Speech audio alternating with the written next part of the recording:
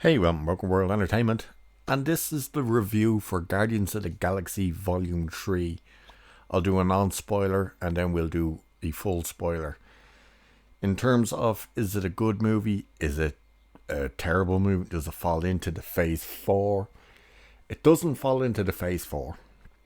It's very much a standalone, completely detached from everything else. Is it a good movie? It's a meh movie.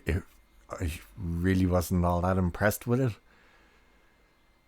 It's it's got a very clumsy story, to be honest. It's I think it tries to do too much in one movie, and for its runtime, it really doesn't get into it, until practically the end.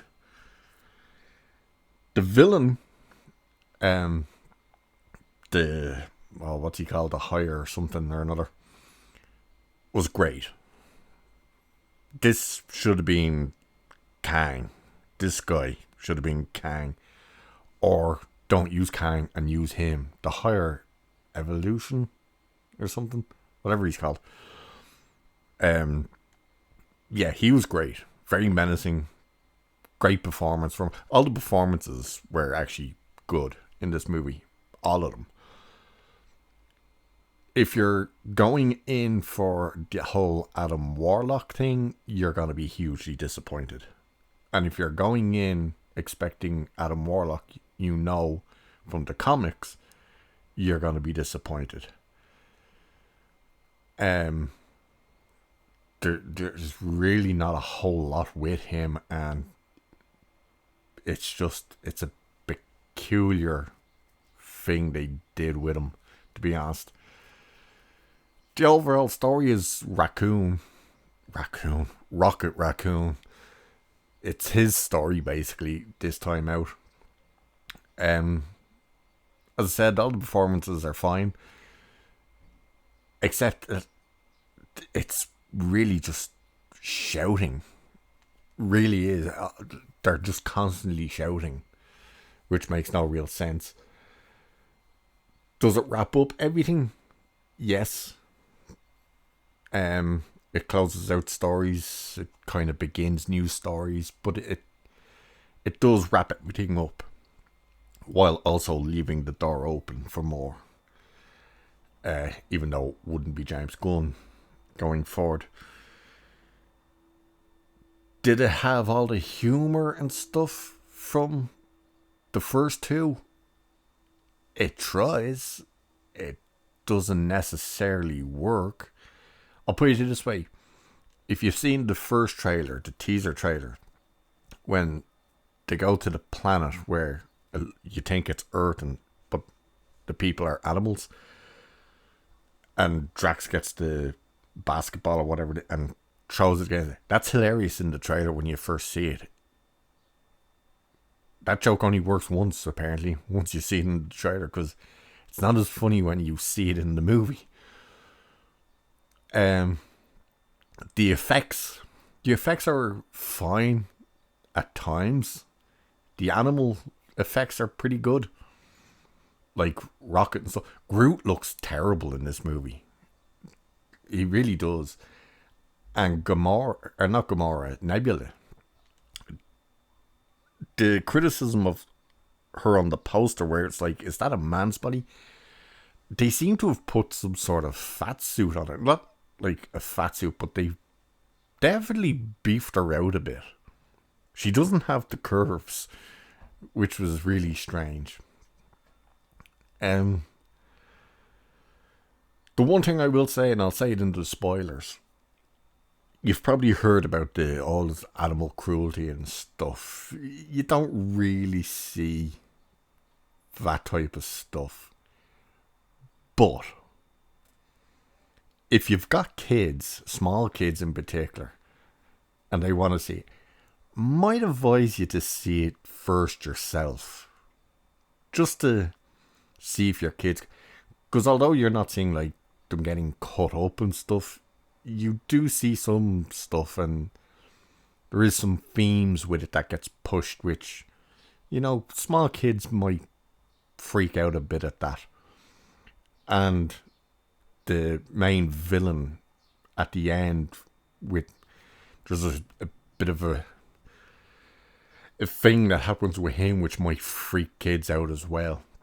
So just to advise you, you don't have to take my advice, but I'm just letting you know you might want to consider checking it out first yourself. With that, I believe I'll have to get into the spoilers, because there's really nothing else I could really say without spoiling it. I suppose, what would I give it out of 10? I think I'd have to give it about a 6 out of 10. As I said, the 6 would probably be for the performances are fine. The villain is good. The effects for the most part are good. There are some effects which are, especially one of the main fights in the third act, very CG. And the humour doesn't really... Oh, and as for the music, every time the music comes on, it literally just feels like they're just trying to be a music video. The song choices are very strange, and they come on at such strange times, and then very quickly just cut off. It's weird the way they've done it this time. So I'd give it a 6 out of 10. It's not as good, and I don't particularly like the first Guardians. I wasn't all that into it. I do like the second movie. Where would I rank this one? This would definitely be, as it is, the third out of them. For me, I'd pick 2, then 1, and then this. It's definitely not as strong as the first two. And as I said, if you're in for Adam Warlock, you're going to be hugely disappointed. So with that, let's get into the spoilers. So you've been warned. Full spoilers ahead in 5, 4, 3, 2, 1. Let's go. So the whole story is Rocket's story. Basically because he gets shot and is dying. And I'll just throw it out right now, seeing as we're in the spoilers. No one dies in this movie. None of the Guardians. We all were expecting Drax to die, because Batista really was speaking about how he's done with the character and everything, and the trailer looked like he was going to die. Then when you see Rocket, you think, okay, Rocket's the one biting the dust in this one. There's even a moment with Mantis and even Peter, and you think they're done. No, none of them die. But Rocket gets wounded by Adam Warlock at the beginning, and then he's out of the movie until the end, except for flashbacks.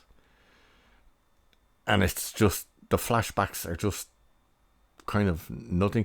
And their whole mission to save him is there's a kill switch on his heart. Don't know why it's there, but it is. And they have to get the code to deactivate it to save his life, which they have to go to the main villain to get.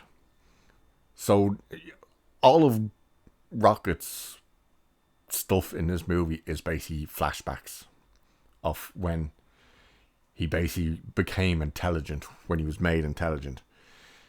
And he's in a cage next to 3 other cages with 3 other animals. One is a beaver. Not a beaver, sorry, an otter. Is it? What the hell is it? It's an otter.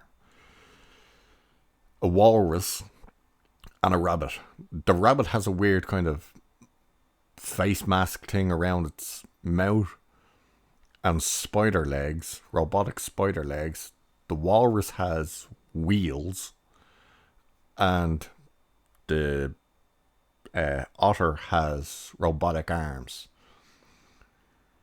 And they all give themselves names. So the otter is Lila, the walrus is Toofy, and the rabbit is Floor. They all die. when Rocket helps them escape, which we see in the flashback. Peter is drunk at the start because he's mourning over Gamora, which makes no sense because she's back. Nebula is pretty much the one that's really in charge in this one. And our mission, of course, is to go and try and get this code for this failsafe, or kill switch on Rocket. And they go to this space station, which is where they have to go, called the, what's it called? Organo Central or something like that. It's a space station that they grew. It's an organic space station, which ends up making no sense when they use gravity boots on it. It's like, but it's organic. It's not metal. Why would you stick to it? Stallone, by the way, is in this very briefly. He's at the beginning. Gamora works with him now. She's a Ravager. And he's at the very end for the 3 seconds. Yondu, you see Yondu in this for 4 seconds. When Sean Gunn, whatever his character is called again, is going to use the arrow. He sees Yondu telling him, use your heart or some crap. So they go to this space station. What they're looking for isn't there. Nathan Fillion is in this scene. He is a security guard, and the security on this space station looks stupid. They wear these weird, stupid suits, and terrible. They get out there, they realize what they need isn't there, and they have to go to Counter Earth, a place called Counter Earth. Why this planet looks and has the lifestyle of Earth, but it's all animals, makes no sense. But they go there and they meet your main villain, the Higher Evolutionary, whatever the hell he's called. And Peter and Gamora, or not Gamora, why do we keep saying Gamora? Peter, Nebula, and Groot go to meet the hierarchy or whatever. They don't let Nebula in because her arm is a weapon. Yet Groot in his entirety is a weapon. And he's fine to let him in. They meet the villain. The villain basically is trying to perfect life. Yet all the things that happen on Earth are happening on this planet. Like there's junkies, there's homelessness, there's batteries and robberies, you name it. And when they explain that to our main villain, he destroys the planet.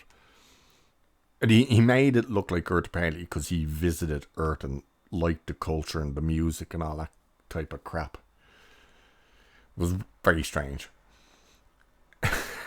There's probably chunks of this I'm leaving out. It's just far too much in story that it's just like Gamora is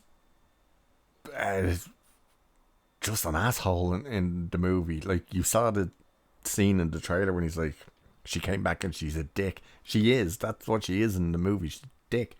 And it makes no sense because the Gamora in this is the Gamora that we should have had in the first Guardians. Because that's basically when she left Thanos. But she's just obnoxious and hates them all and all that stuff. As for Adam Warlock, I'm leaving him out quite a bit. The gold woman from Guardians 2 is in it. She's basically his mother. Adam Warlock is a child. Literally, he's a child. He's doing what he's told, but he's like a kid. He's got the mentality of a child. And it's very peculiar. When we first meet him, he Obviously, he injures and almost kills Rocket. He badly damages Nebula. He's practically killing Drax, and he had beheaded Groot. Which, by the way, Groot survives, oddly enough. But regrows his body. Rather than put his head back on the body, he just grows a new body. Which was weird. He's sporadically in the movie. And when he shows up, he kind of just comes in, does some dumb stuff, and then is gone again. And he keeps getting beaten. You know, the guy who, in the comics, was the guy who defeated Thanos. Everyone just keeps kicking his ass. Everyone. He's constantly getting beaten. It's weird. And yeah, in the end, he becomes a good guy, and because Groot tells him everyone deserves a second chance, and he becomes so.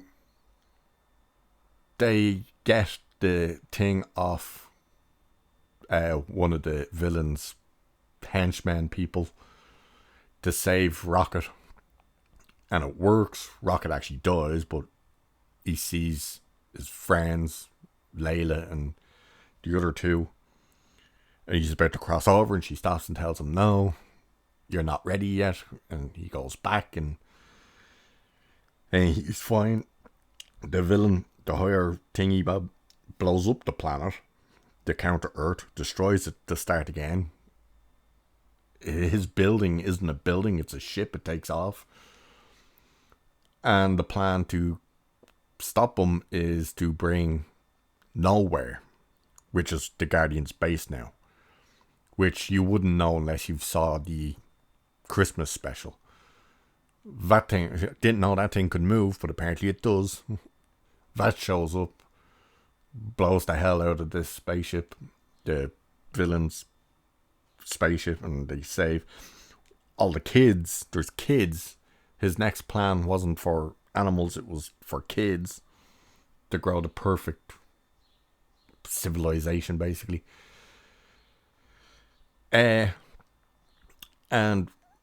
Rocket goes to fight him. We find out why he looks like, well, I suppose we all thought it when we saw it in the trailer, RoboCop. Peter Quill calls him RoboCop. Which was strange because Peter was off Earth, that's to say. Surely he didn't know who RoboCop was, but whatever. Yeah, his face is actually a mask off his face. It's not his actual face, because Rocket, when he killed, the villain killed the animals, the Layla and Toohey and Floor, Rocket loses it and scratches his face off, which you find out at the end, because they peel his face off, and we see this, like, probably the most violent thing we've seen in Marvel in its entirety. It was like his face is bloody, and it's like, yeah, it's like, oh, you went there, okay. Yeah, when they're on that organic space station as well, Drax gets shot twice, and you think he's gonna die. He's not. He's fine. They all pretty much get shot and stuff.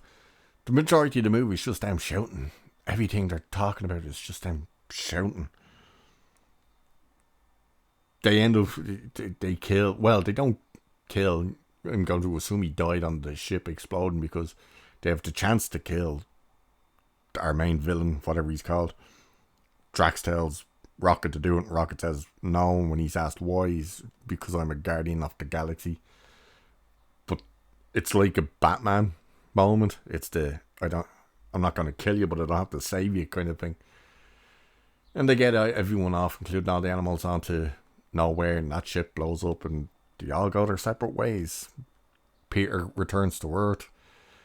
Gamora goes back to the Ravagers, which is when we get our second bit of Stallone. He just says welcome home, and that's it for him.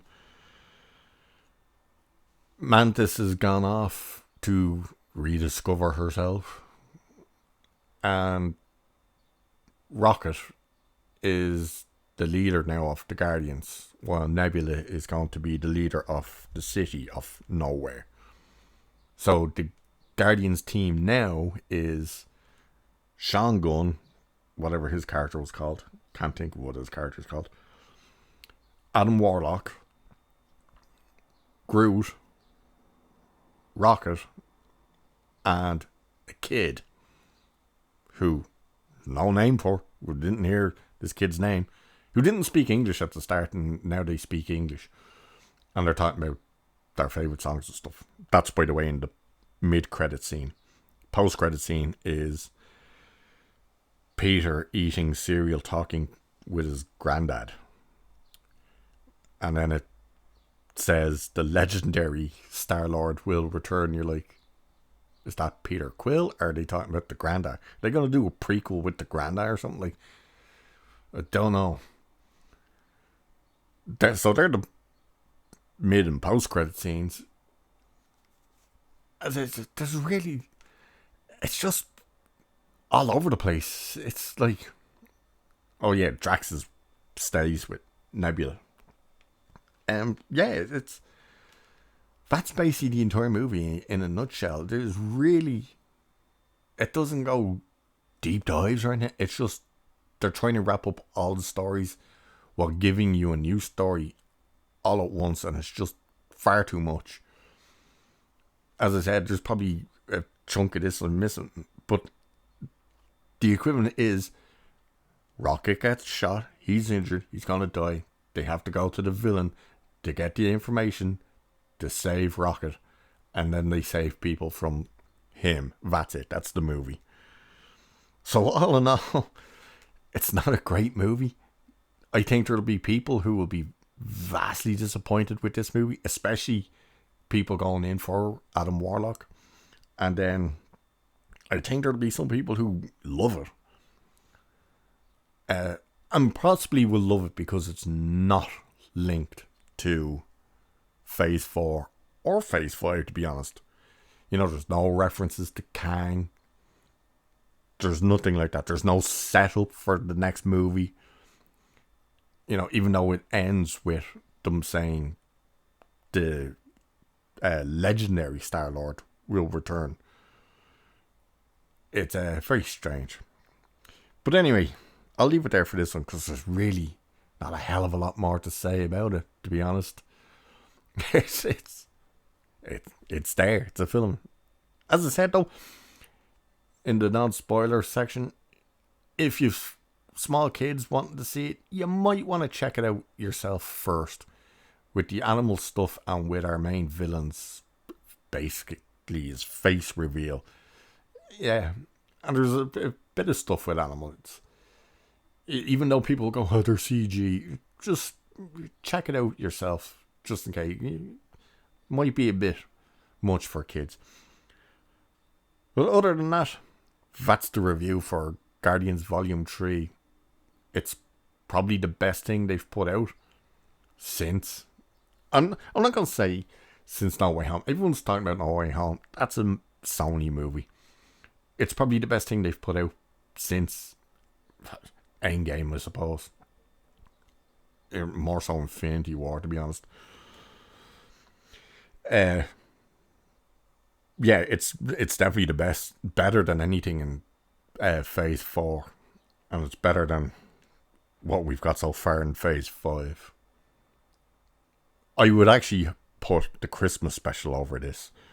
Oh, by the way, in the very last post-credit scene where Star-Lord's eating cereal with his grandfather's reading the paper, and you see on the back there's a reference to Kevin Bacon. So that's another reference to the Christmas special. And the Mantis thing that was revealed in the Christmas special, that she's Quill's half-brother, they leave out. They don't mention it at all. Which is like, by the way, there's a running gag that doesn't land with this, and it's with Rocket. In Infinity War. Was it Infinity War or Endgame? No, Infinity War. When Thor meets Rocket and he kept calling him Sweet Rabbit. That was funny. It's not so funny when everyone keeps calling him something different, which is what they do in this. I swear to God, one of them, I can't remember who. Is it Adam Warlock or is it someone else? Someone calls him a squirrel. Gamora calls him a beaver. Someone else calls him something else. You know, they all, each time someone's talking to him or talking about him, they're calling him something different. And it doesn't work. It's a dumb joke that doesn't work. And there's a few jokes like that where they kind of drag it on a bit. And it's just like, it's funny once. And yes, there's the F-bomb. Is it any, like, does it make sense? Yeah. Does it work? Sure. Is it still out of place? Yeah. It's just there. It's a very throwaway moment. Anyway, with that, I'll leave it there for this one. So cheers, and I'll catch you in the next one.